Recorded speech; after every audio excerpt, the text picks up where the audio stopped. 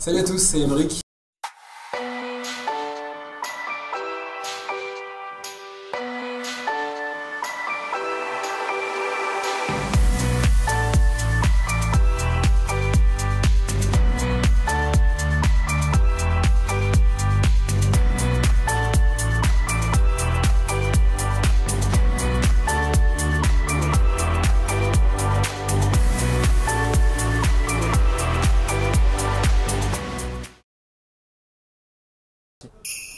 Un sujet préparé par Raphaël Morgan pour Amphibi Productions et ELC Media.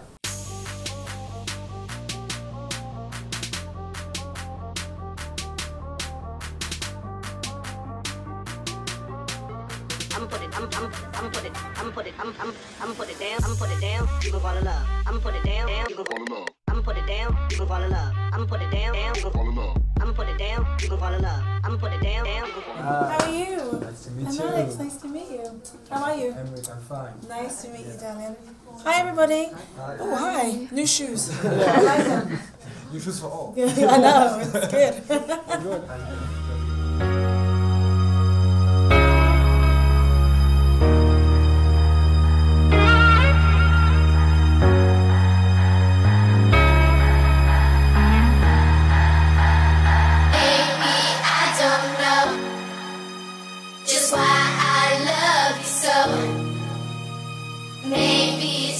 Hi, who is this? It's Mr. Wonder, Stevie Wonder. Excuse me? I said, what? Honey, I hate you, and I feel for you. It won't be too long till we're back as one again. For the bonding. Yes, Photo Babes. Are you staying with us today? No, but I'm coming. Yeah, next Thursday.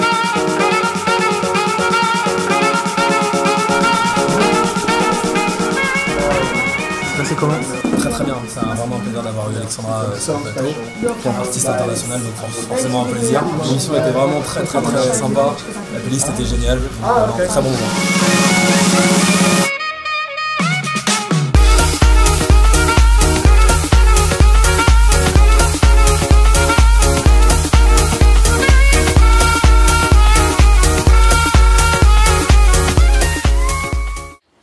De retour sur le reportage Un jour avec Emeric. Aujourd'hui, cet après-midi, on continue à Skyrock.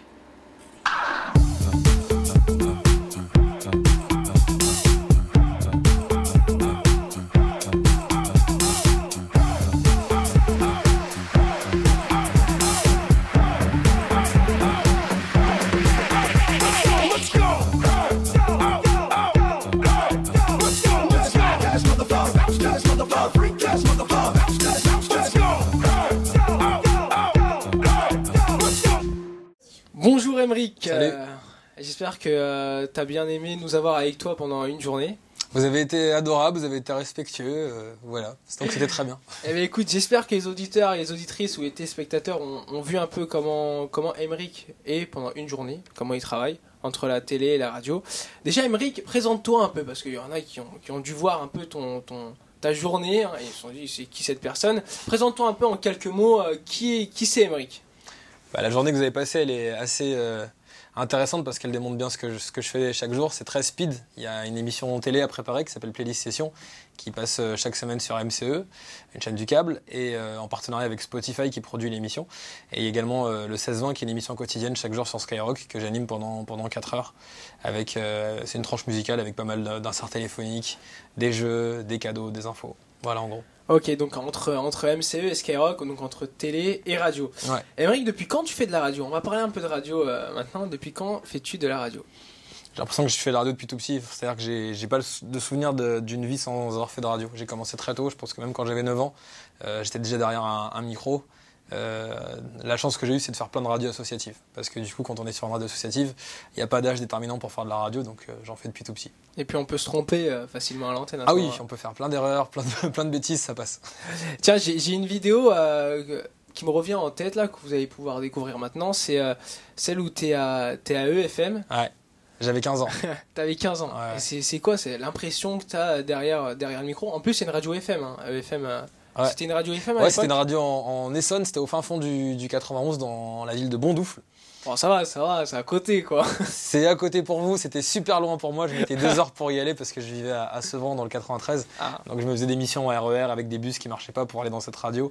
Et je profitais pas du tout de mes week-ends, j'allais juste faire de la radio, mais c'était le truc que je kiffais le plus, donc EFM c'est des super souvenirs.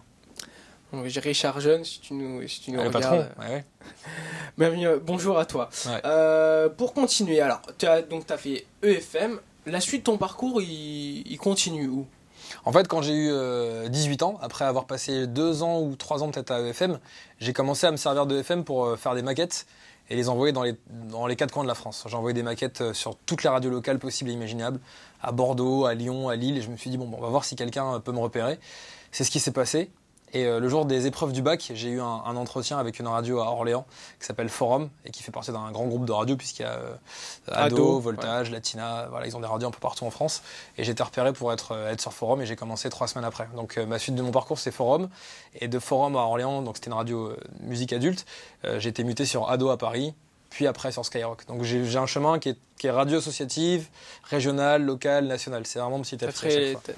T'as monté les échelons. Ouais. C'est quoi une maquette? Une maquette, c'est vraiment la même démarche que quand on fait de la musique et qu'on se dit, allez, on va envoyer une maquette aux maisons de disques pour montrer notre voix. La radio, c'est la même chose. C'est quelque chose d'assez court, d'assez percutant. Une maquette qui est longue et inefficace pour moi. J'en reçois souvent, il y a des auditeurs qui m'envoient des maquettes. Pour moi, ça doit durer entre 3 et 5 minutes grand maximum, où on peut entendre l'étendue de ta palette radiophonique, ce que tu sais faire, comment tu annonces un disque, quelle est ta personnalité, comment tu parles de ta radio, éventuellement interview, insert téléphonique. Voilà, on doit pouvoir découvrir la personnalité de l'animateur sur un temps assez... En 5 minutes. Ouais, en 5 minutes, ouais. En fait, c'est le meilleur de ce que tu sais faire, c'est ça une maquette. Ah, c'est dur alors. C'est difficile, mais si tu l'as réussi, ça le fait. Les portes sont ouvertes. Ouais. T'es arrivé à Skyrock en quelle année? En 2008, fin 2008, ouais. Et tu te rappelles la première émission que tu as fait? Ouais, je me rappelle, ouais. Alors, explique-nous comment ça s'est passé. C'était la nuit, j'ai commencé juste après la radio libre de Diffoul. La nocturne. Ouais, c'était très bizarre d'entendre ma voix dans le traitement de son de Skyrock parce que j'en avais rêvé toute ma vie, toute mon adolescence. Mais une fois qu'on y était, c'était flippant. Donc je me suis pas trouvé très bon, j'ai réécouté ce que j'ai fait, je trouve pas ça très bon aujourd'hui, mais c'était un rêve, donc ça reste un super souvenir. Et donc, on va revenir un tout petit peu en arrière. Quand tu as reçu l'appel du directeur d'antenne, tu y as pas cru? Ah, pas du tout, ouais. Ouais, il y a Diffoul qui m'a appelé, j'étais à 2 doigts de raccrocher au nez parce que c'était bizarre d'être à Ado et de recevoir Ado, la radio locale où j'étais avant, où je recevais un appel de Diffoul et qui me dit c'est Diffoul, machin, j'ai pas cru du tout, mais pas une seule seconde. Ouais, je pense que tout le monde est dans ton cas et ouais. se dit waouh. Ah ouais, c'est quand même un peu. Ça veut dire surtout qu'il écoute tout le monde, il écoute toutes les radios et des fois quand on n'y croit pas non plus. Ouais, non, c'est vrai. Souvent, quand un directeur d'antenne dit ouais, bah, j'écoute ça, en fait, si. Non, ils sont en permanence. Ouais. Le reste de son temps, il écoute tout. Entre parenthèses, qu'est-ce que tu penses un peu des clashs qu'il y a eu à Skyrock entre les rappeurs, etc. On sort un petit peu de ton parcours, mais on aimerait bien avoir ton ressenti sur... Ouais, on l'a vécu, c'était intéressant. Ça fait partie de la culture hip-hop. Moi, même quand j'ai grandi, je m'intéressais aux clashs qui se passaient outre-Atlantique aux États-Unis. Ouais. Et j'ai écouté les freestyles. Voilà, à l'époque de Tupac, à l'époque de Jay-Z face à Nas, etc. C'est vraiment trippant. C'est intéressant et ça peut même rester drôle tant que ça va pas trop loin. Moi, je pense qu'il y a un moment où c'était drôle. Et qu'après, ça nous a tous saoulés, et ça l'était un petit peu moins, et on est passé aussi à autre chose. Donc je pense qu'il fallait en parler, il fallait couvrir cette histoire de clash, parce que ça fait partie de la culture du hip-hop. Maintenant, envenimer la situation, mettre de l'huile sur le feu, je pense qu'on a arrêté de le faire au bon moment aussi, et voilà, ça saoule tout le monde là, je pense en ce moment. Et donc tes passions musicales? Je suis éclectique, j'ai grandi en écoutant du rap, autant que de l'électro, autant que du rock. Dans ma playlist actuelle, puisqu'on parlait de playlist tout à l'heure avec Spotify, j'ai plein de choses différentes. Faut pas que tu nous dévoiles tout, parce qu'il y a un petit jeu... Ah oui, okay. Je vous dévoile pas tout alors, mais c'est très très large. Parce qu'il y a du bon et du mauvais dans toutes les musiques. Effectivement. Alors, la suite de ton parcours, donc on arrive à Skyrock. Ouais. À un moment donné, tu t'ouvres une Web Real TV. Ouais. Explique-nous un peu comment... Alors, dans ta tête, ça fait un petit déclic, hop, j'ai envie de faire une web réal TV, ou t'as vu, t'as regardé un peu ce qui se passait aux États-Unis ou autre, et puis comment ça s'est passé? En fait, quand j'arrive à Skyrock, je fais les week-ends, les tranches de remplacement, les nuits, et il me manque quelque chose. Il me manque un petit piment que j'avais à dos et que j'avais plus à Skyrock. Heureusement, j'avais un Skyblog, et sur mon Skyblog, je mettais des petites vidéos, des petites conneries, donc ça pouvait être des parodies, ça pouvait être des interviews, parce que j'adore les interviews.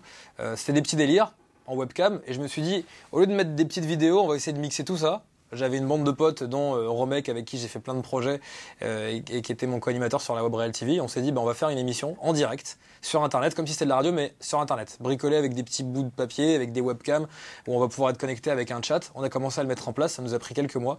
On a fait cette émission, c'est une aventure qui a duré 3 ans parce qu'elle est passée du web à la télévision. Et c'est des moments exceptionnels, parce que franchement, on a rigolé comme on n'avait jamais rigolé. Et je souhaite à tout le monde de vivre des moments comme ça, quoi. On est entre potes et on s'éclate, on reçoit des artistes, on fait des délires. Et il y a des moments où on avait 10 000 connectés en même temps, enfin c'était chouette. Et comment, ta première émission de Web Réal TV, tu l'as vécu comment? T'y allais, t'as fait bon allez, on va y aller au niveau de freestyle. la manière la plus simple. De toute façon, quand on n'a aucune pression, qu'on crée un truc et qu'on se dit on sait pas si ça va fonctionner ou pas, on le fait de manière totalement désintéressée. Et après on est surpris agréablement, mais au début on l'a fait en rigolant. Ouais, je pense aussi. Ouais. La façon que tu invites tes invités, comment s'est passé la première fois que tu as... Parce que je pense qu'il y a beaucoup de personnes qui nous regardent qui aimeraient savoir comment on fait pour inviter des invités des artistes, des people, des personnes connues. C'est dur, on n'y arrive pas tout de suite, on se demande qu'est-ce qu'il faut faire ou autre. Tu as eu la solution, est-ce que tu peux nous donner ta recette? C'est pas si difficile. En fait, nous, dans la Web Réal TV, on avait 2 choix. C'est vrai, on avait les people d'un côté et puis on avait les artistes musicaux. Les people, il n'y a rien de plus simple pour les avoir parce que les people, ils sont en demande de notoriété. Je pense à ceux de télé-réalité, on en a reçu pas mal. Généralement, vous pouvez les inviter, ils vont toujours dire oui les 3/4 du temps, voilà, sauf les... Faut un peu leur mitonner quand même un peu, il faut leur dire qu'il y a du monde qui écoute, etc. Même pas, parce que les people ont tellement besoin de notoriété que tu peux les inviter chez toi, ils vont venir, si tu mets une caméra. Ils aiment l'image, donc les people, c'est jamais difficile de les inviter. Ce qui est plus difficile, c'est les artistes musicaux. On n'a pas vraiment galéré parce qu'ils ont adhéré au concept. Ce qu'ils aimaient, les artistes, c'est de se dire, on va venir, on est avec une webcam, donc du coup, on connaît cet univers-là et on va avoir des réactions directes. C'était ça la promesse Web Réal TV. C'était tu venais sur le plateau et tout ce qui allait se passer sur le plateau, que ce soit une question, un délire, un défi, un moment de vérité, il va y avoir des réactions directes sur les réseaux sociaux. Et ça leur a plu dans le concept. Et donc, forcément, beaucoup de retombées après derrière. Exactement. Après, tu crées les 24 heures de live. Ouais. C'est quoi cette idée c'est que on arrêtait tellement pas de faire de conneries dans la Web Réal TV qu'on s'est dit faisons un truc ultime. Nos émissions étaient de plus en plus longues. On était en live le dimanche soir de 20h jusqu'à 23h. Parfois on finissait à minuit, 1h du matin. Et j'ai dit à Romek, mais on n'a qu'à faire un défi, un marathon, une émission qui va durer 24 heures. On va inviter des voyants, on va inviter des stripteaseuses la nuit, on va inviter des gens qui vont faire le gym tonic le matin. On va faire 24 heures de vie. On va le vivre avec notre communauté d'internautes. Ça a cartonné. C'est un des souvenirs dont on est le plus fier. Et c'était un beau marathon. On l'a fait 3 fois, je pense. On serait plus capable de le faire aujourd'hui parce qu'il faut la santé, il faut de la force et des idées, de l'envie et de la préparation, beaucoup de travail. Mais les 3 fois où on l'a fait, c'était mémorable. Et t'as un moment qui te revient en tête? Dans les 24 heures de live, c'est toujours la fin. En fait, quand on a terminé, qu'on n'a pas dormi pendant 24 heures et qu'il y a tout le monde, tout un public, des internautes, des artistes qui vous applaudissent pendant 5 minutes, ça n'arrête pas. Et on n'a plus envie de s'arrêter au final, on a envie de continuer encore 1 heure, 2 heures de plus. C'est un moment assez trippant, c'est une montée de dingue et c'est une adrénaline hallucinante. Et t'en as fait combien des 24 heures de live? On l'a fait 3 fois, ouais. On l'a fait 2 fois sur Internet. Ouais, on l'a fait 3 fois. 3 années, toujours à la même période, vers le mois de mai. Ouais. Oui, donc après, ta dernière année, tu l'as fait sur MCE. Sur MCE, ouais. C'était la concrétisation, c'était la boucle qui était bouclée là. Ouais. Et donc, comment ça s'est passé ton déclic sur MCE? Donc, t'étais sur le web. Ouais. T'as commencé sur Internet, un peu comme tout le monde. Oui, c'est ça. Et puis, t'as eu... Qu'est-ce qui s'est passé entre la Web Réal TV sur le web et MCE? En fait, dès que quelque chose commence un petit peu à fonctionner sur Internet, les télévisions, elles s'y intéressent. Nous, ce qu'on voulait, c'était garder notre liberté. C'est-à-dire qu'on ne voulait pas dénaturer trop l'émission. On savait qu'en passant en télé, ça allait être compliqué. Et la meilleure alternative, c'était MCE. MCE, c'était une manière de récompenser aussi nos années de travail, à faire ce truc bénévolement, à donner de notre temps, à donner de notre personne et de se dire, voilà, maintenant, on va peut-être commencer à gagner un petit peu notre vie tout en ayant toujours autant de liberté. Voilà, surtout MCE. Surtout MCE. C'était cool. Moi, on est libre. Ouais. Je suis venu une fois sur l'émission, c'était assez cool. Ouais, super chaîne. Donc quelques mois plus tard, donc t'as arrêté. On remet bien les choses au clair. T'as arrêté la Web Réal TV. Ouais. Et quelques mois plus tard, si je me trompe pas, t'as annoncé un nouveau concept. C'est ça. Playlist Session qui était aussi sur MCE. Exactement. Explique-nous. En fait, la Web Réel TV, on avait, la boucle était bouclée, hein, comme je te disais. Oui, donc bien on sûr. se dit, l'histoire est belle, terminons On arrête l'histoire. là, ouais. Voilà. Et j'avais un autre concept en tête que j'ai présenté à Spotify, qui était simple. C'était, moi, j'adore les confidences, j'adore recevoir les invités, parler de musique. On va faire un face-à-face, tête-à-tête pendant 26 minutes où on va découvrir la personnalité de nos artistes via leur playlist. Parce qu'aujourd'hui, c'est le meilleur moyen de consommer de la musique. On est de moins en moins nombreux à acheter des disques. Le modèle iTunes, il est en train d'expirer aussi. Alors que le streaming, façon Spotify, façon Ça marche Deezer, très très bien. ça marche de mieux en mieux. On se dit qu'avec 10 € par mois, on peut écouter de la musique illimitée en très bonne qualité. Je me suis dit, moi, c'est comme ça que je consomme la musique. Et j'ai envie de découvrir la playlist des artistes. Ça m'intéresse, je suis curieux. Et j'ai proposé ce concept à Spotify, ils l'ont accepté. Et comme les relations étaient très bonnes avec MCE, on l'a fait sur MCE. Ouais, donc c'est toi qui as créé vraiment tout ce concept-là. Ouais, il y a une équipe avec moi. Oui, bien sûr. Un hommage, c'est Non, mais important. comme toujours. Mais c'est vrai quoi, l'idée, on est à l'origine. Est-ce que pour toi, les réseaux sociaux, c'est très important? C'est vital. C'est une drogue pour moi. Il y a des proches qui en souffrent. Ouais. Et je m'en excuse vraiment. Parce que je suis souvent sur mon téléphone et je m'en rends même plus compte. C'est devenu ma troisième main. J'adore le contact avec les auditeurs. Pour moi, en 2015, c'est hyper important de savoir, d'avoir une réaction directe sur ce qu'on est en train de faire, sur ce qu'on est en train de produire. Donc j'adore discuter avec eux. Et tous les jours, j'essaie de trouver des idées pour enrichir encore plus ces réseaux sociaux. Donc non, j'en suis fan. C'est hyper important. Après, le truc que j'aime faire, je vais travailler dessus, c'est me déconnecter un petit peu, notamment en vacances, pendant 2-3 jours et de pas de mettre de tweets, pas de snap. Voilà. C'est un travail à faire sur soi, mais on peut y arriver. Mais ça te permet de nouer un autre lien qu'on n'avait pas avant sur, quand ça n'existait pas. C'est formidable. Un lien avec ses auditeurs. Tout à l'heure, on a fait une émission et j'ai laissé mon standardiste réaliser un peu l'émission, appuyer sur les touches. Il a fait des bugs pendant un disque, donc il a mis plein de jingles à la place d'une chanson et ça a été réactif sur réactif. Donc on a fait un délire autour de ça. Est-ce qu'on le vire, est-ce qu'on le vire pas? C'était pour rigoler, hein. Mais voilà, ils étaient super réactifs. J'adore ça. Ça, c'est les réseaux sociaux. Ça marche, Emric. Et t'aurais un mot de la fin, le mot de la fin? Un Ouais. petit mot à toi. Tout le monde peut y arriver. Je connais Le personne. pas aller là, mais. Allez là. Non, je connais personne. Et ça, c'est vraiment un message d'espoir. Qui travaille dur, qui est passionné et qui n'y arrive pas. Ça n'existe pas. Quand on travaille dur, quand on s'acharne et qu'on est passionné, qu'on a des rêves plein la tête, généralement, ça le fait. C'est un petit message. Ah, c'est même un message clair pour dire de pas lâcher l'affaire. Voilà. Écoute, je te remercie, Emric, d'avoir été avec nous sur elc-tv.com. Merci à vous. Et de nous avoir permis de te suivre pendant une journée.